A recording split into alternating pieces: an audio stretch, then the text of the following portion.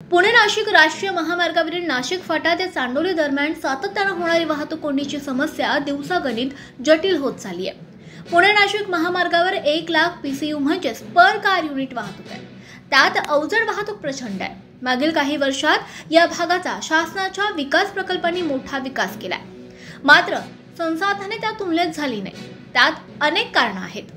मागील 20 वर्षात या भागातील रस्त्यांसाठी नियोजनबद्ध पद्धतीने प्रयत्न सुरू असल्याच्या नुसत्या घोषणा होत आहेत, मात्र प्रत्यक्ष कामे सुरुवात होत नसल्याचा मागील अनेक वर्षांचा येथील जनतेचा अनुभव आहे। पुणे नाशिक महामार्गासह तळेगाव चाकण ते शुक्रापूर रस्त्यांचं काम देखील असंच लाल फितीत अडकून पडलंय।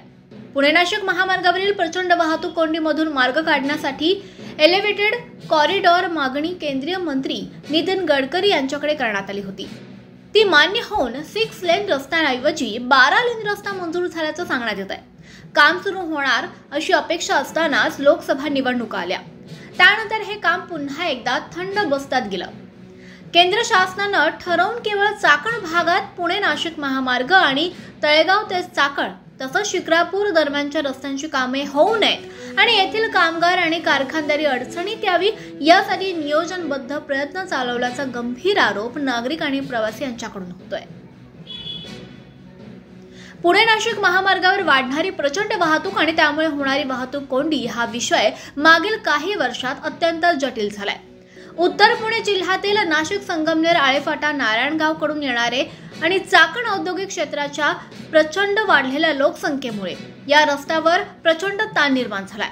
दररोज नागरिक वाहतूक कोंडीला सामोरं जात आहेत। 2004 साली 4 पदरी रस्त्याचं काम पूर्ण झाल्यानंतर या रस्त्यावर कोणतंही नियोजन झालेलं नाही।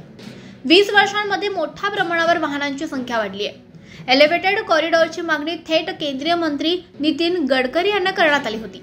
ती मान्य होऊन 6 लेन 6 पदरी रस्त्याऐवजी 12 लेन रस्ता होणार असल्याचं सांगण्यात येत आहे। तळेगाव चाकण शिक्रापूर रस्त्याच्या बाबत देखील नुसत्या पोकळ घोषणा होतात।